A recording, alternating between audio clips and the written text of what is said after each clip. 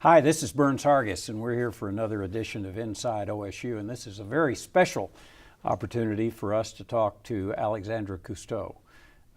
She was designated by National Geographic as an emerging explorer. I would say she's already emerged.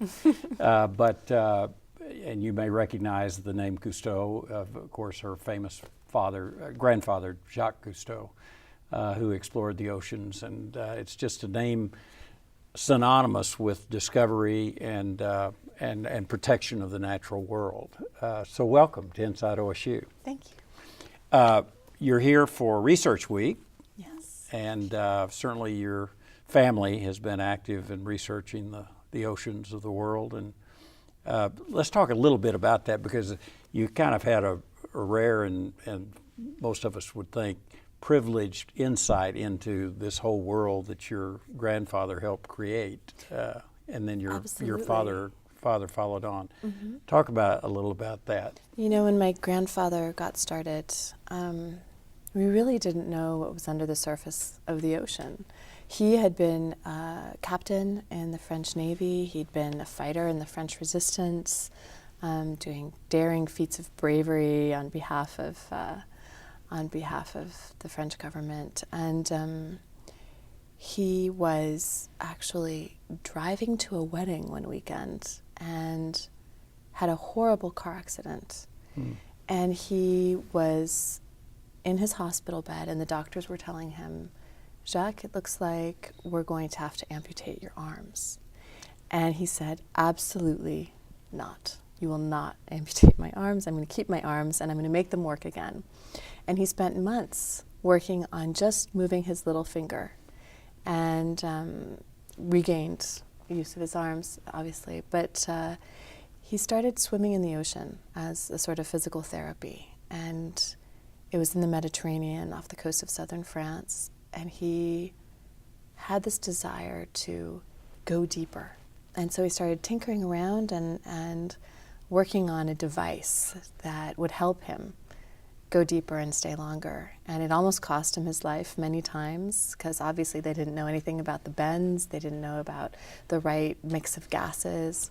But eventually he did co-invent the regulator, and once he left the Navy, he got the Calypso and started his oceanographic campaigns. And how did it happen that he became this phenom in the world? He was doing these campaigns and wanted to tell those stories.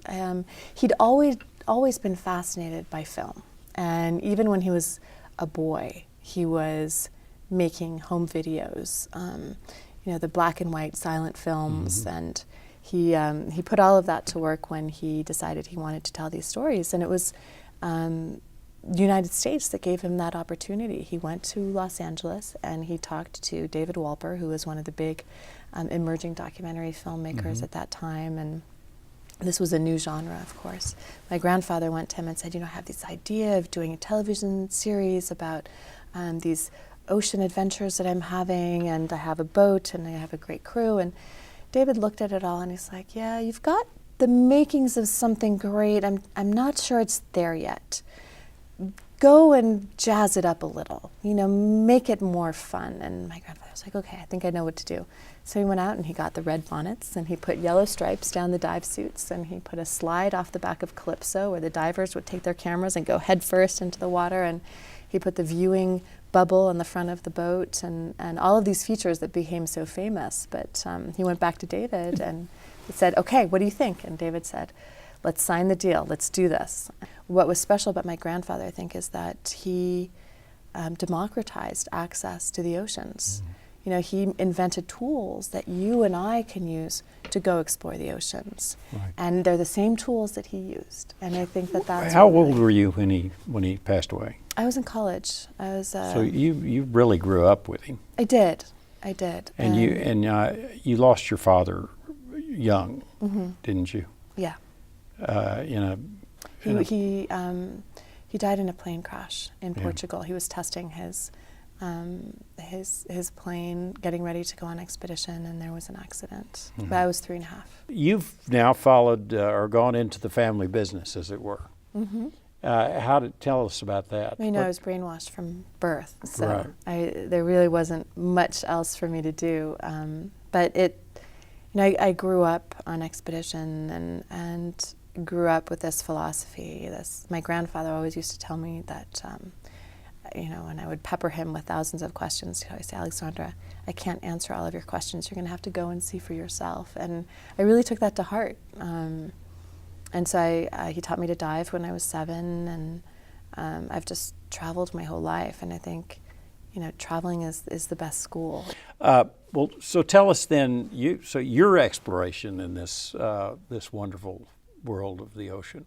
I was living in Costa Rica for a couple years and came back to DC in 2007 and started my organization, which is called Blue Legacy, and had this idea that I really wanted to understand what this global water crisis was all about, because a lot of people just assume that it's water and sanitation issues in Africa, digging wells and things like that. And that's obviously a huge issue, but it's not the extent of the global water crisis. And no one was really formulating that conversation. And I wanted to understand. So you're not just talking about the oceans. No. Yeah. Well, the oceans Water generally. The oceans start in our backyards. I think, we often have this separation between freshwater and oceans.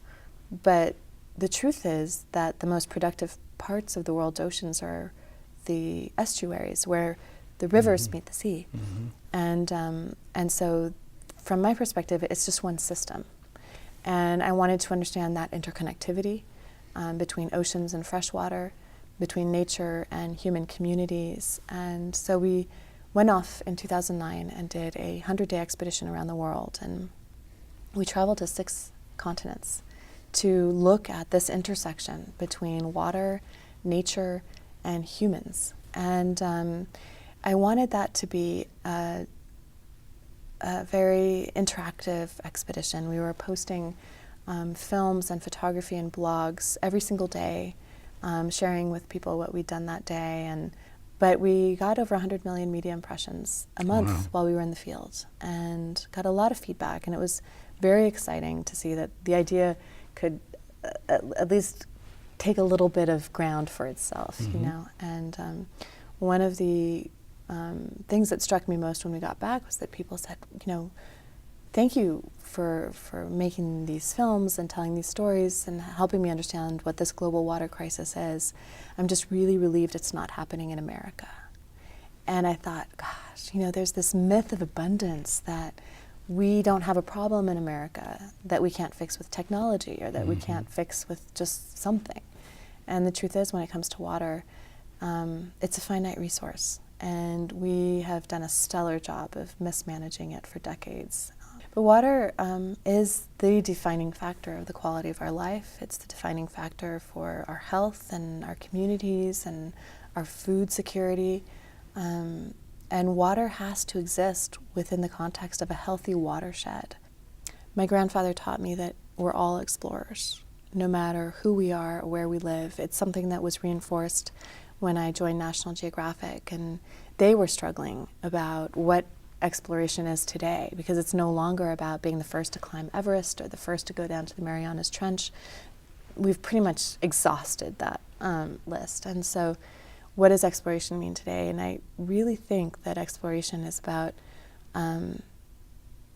the personal thrill of travel and of going and seeing for yourself what is happening in the world. Just what your grandfather told you to do. Exactly. And that we can bring back those stories and share our own perspectives in ways that help us protect those places, inspire other people to get involved in meaningful work, and that we all benefit as a result of being a community of explorers and a community of communicators. That's one of the reasons we emphasize study abroad so much here, because it's when you go somewhere and then you begin to hear about it, you have an empathy with that place and the people there, and it's very powerful and important education. Absolutely. So that's another edition of Inside OSU. We're wrapping it up with we were with Alexandra Cousteau, who is not an emerging explorer, but an active explorer in some of the most important issues facing our country and the world today.